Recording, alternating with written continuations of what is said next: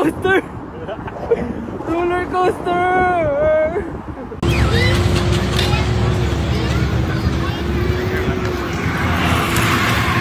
$360 to $270.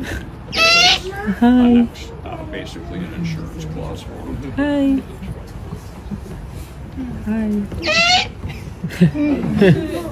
Does he do more hooting sounds as well as the call he's doing right now? Owls that are in human care and captivity in this province are not allowed to and or ever be taught how to fly around and capture and kill an animal.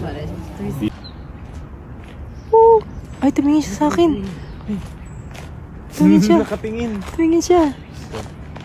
Ang cute. Hi. Tumitingin sa atin isa-isa. Okay, let's go. Narito mga kaganapan ni SB19 Stel sa kanilang North America Tour para sa simula at wakas World Tour. Ayan na nga no, so nakita naman natin sa mga stories, sa mga pinopost ni Stel na nag-enjoy talaga siya at ibang mga miyembro ng SB19 tuwing may free time sila. Kaya naman may mga pasilip siya sa kung saan may mga ganap at ito nasa boarding sila, nasa eroplano sila at nasa airport na sila, ganito ganyan. Dahil siyempre hindi biro ang kanilang mga preparations and all dahil halos sunod-sunod din kasi ang mga concert series nila sa North America, sa California, Los Angeles, tapos sa Canada, 'di ba, sa Temecula.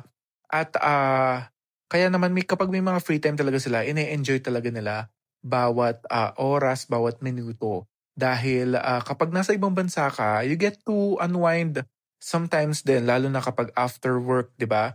Kapag naman ganitong mga kaganapan, nagpapasalamat tayo kay Stel dahil binibigyan niya tayo ng mga pasilip. Ito na nga mga pinopost nito, 'di ba? Kaya happy tayo na he's happy also with what he's doing right now. Dahil syempre, nakaka-burnout din talaga ang mga series na ito, lalo na kung sunod-sunod.